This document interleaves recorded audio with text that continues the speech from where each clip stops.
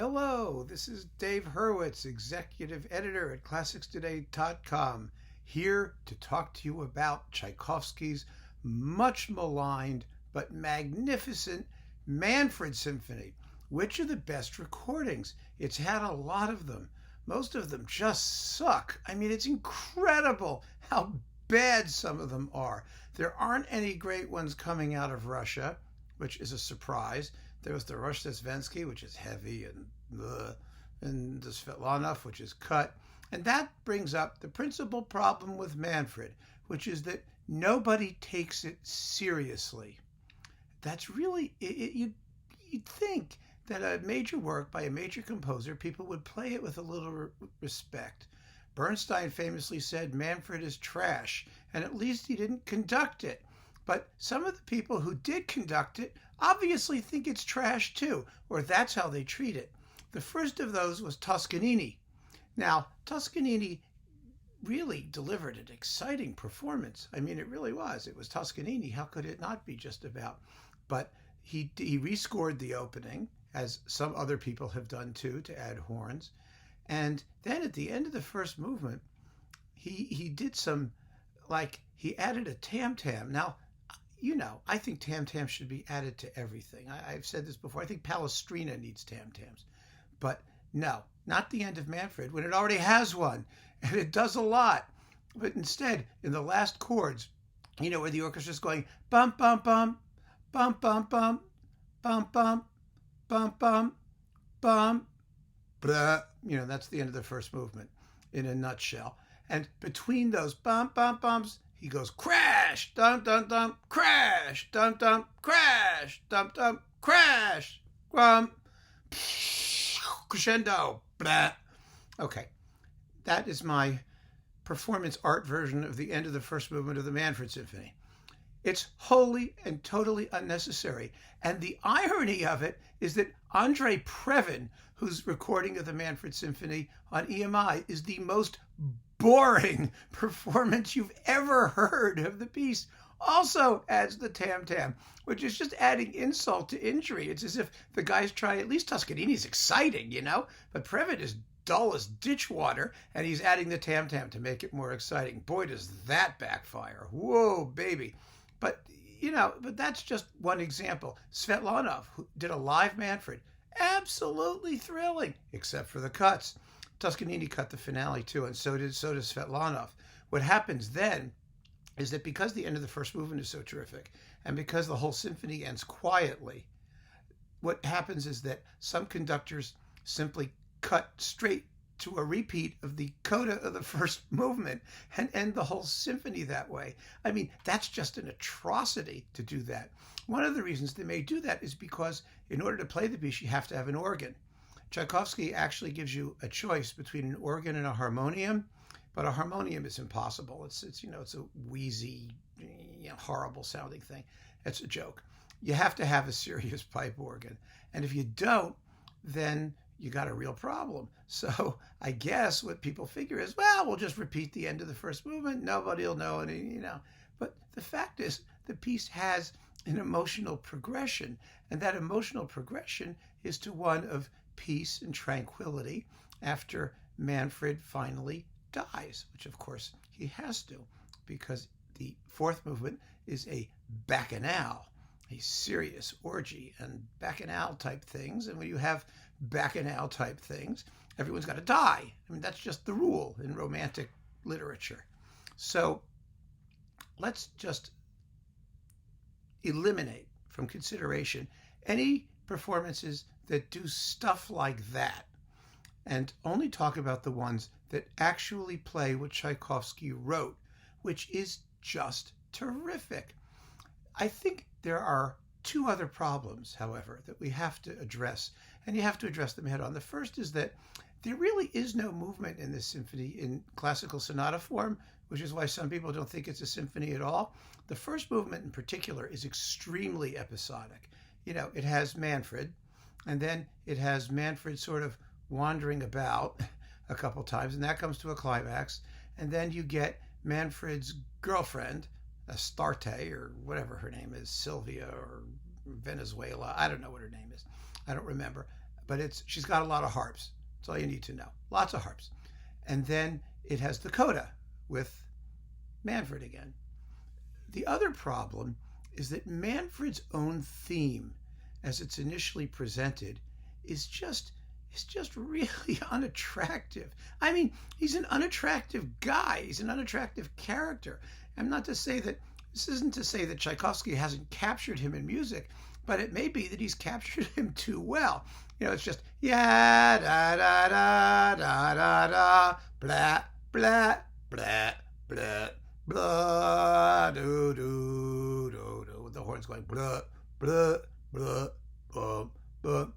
It's not very appealing, and it keeps coming back, and it doesn't get better.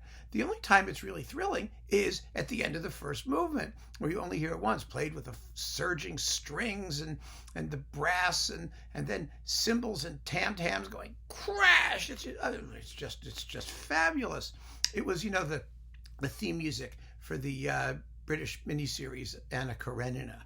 They used the Symphony recording, which is as heavy-handed and dull as you can be, but that sounded good as television theme music. It's very Russian, but that's just the way the thing is. You have to get past the fact that the main character is not the most appealing tune that Tchaikovsky ever wrote, because the work is full of lots of the rest of the most appealing tunes that Tchaikovsky ever wrote.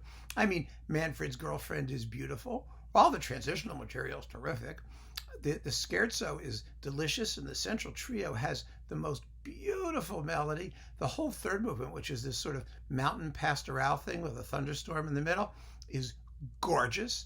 And the final bacchanal, it should get things all whipped up and exciting, except that most people conduct it too slowly. But we'll talk about that in a minute.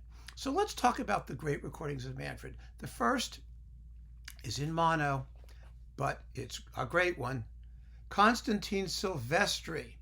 He's playing with it's the French Radio Symphony Orchestra. Yes, the Orchestre National de la Radiodiffusion Française.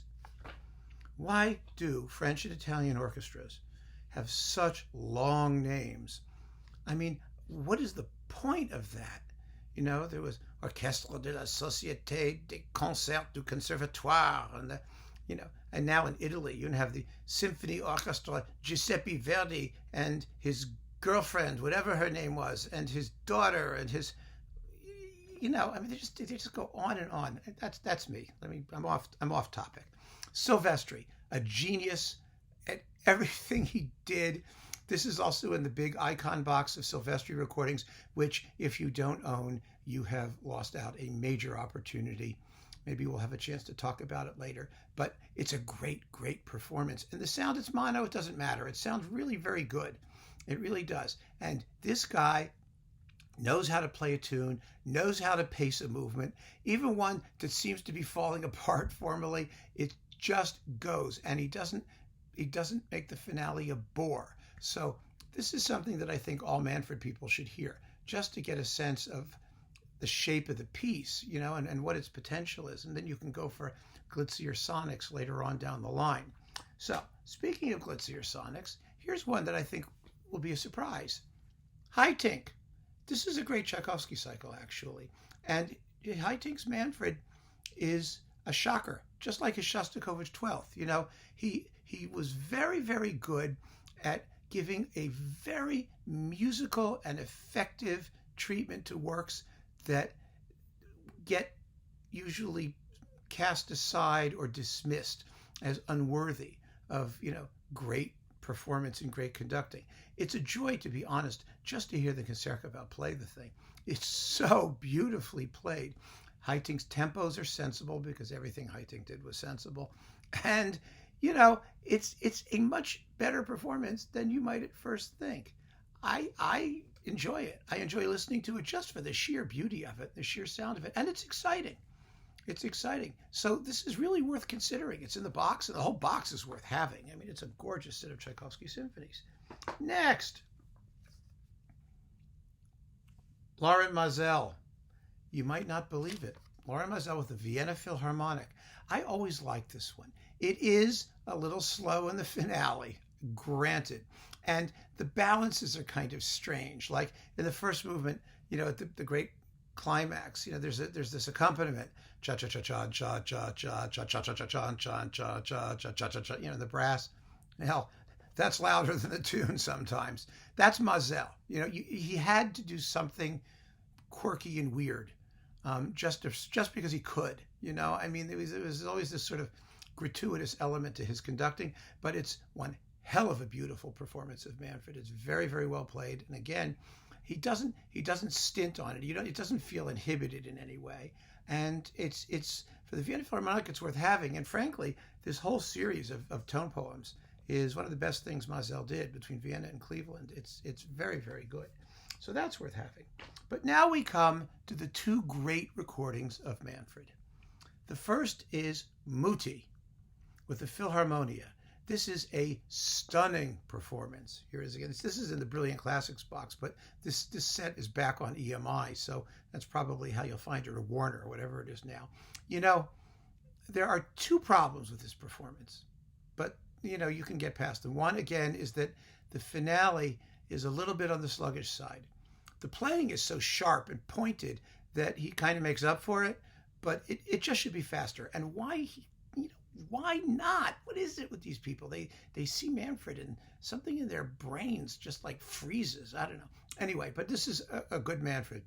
And the only other thing he does oddly is that at the climax of the first movement, in that great coda where the tam-tam comes in, boy, do you hear tam-tams here, he lets the cymbals stay suspended when they should be crash cymbals. That, to me, is totally, that's like saying, when a composer writes that strings should be played pizzicato to have them play col legno instead. I mean, it's very clear what has to happen here. Why do people do this with percussion parts? They always monkey with them, and it, doesn't ruin it, but it's not right. It's just not right. It shouldn't be that way, and it would have sounded better if he had played it the way Tchaikovsky wrote. Now, there are two more performances.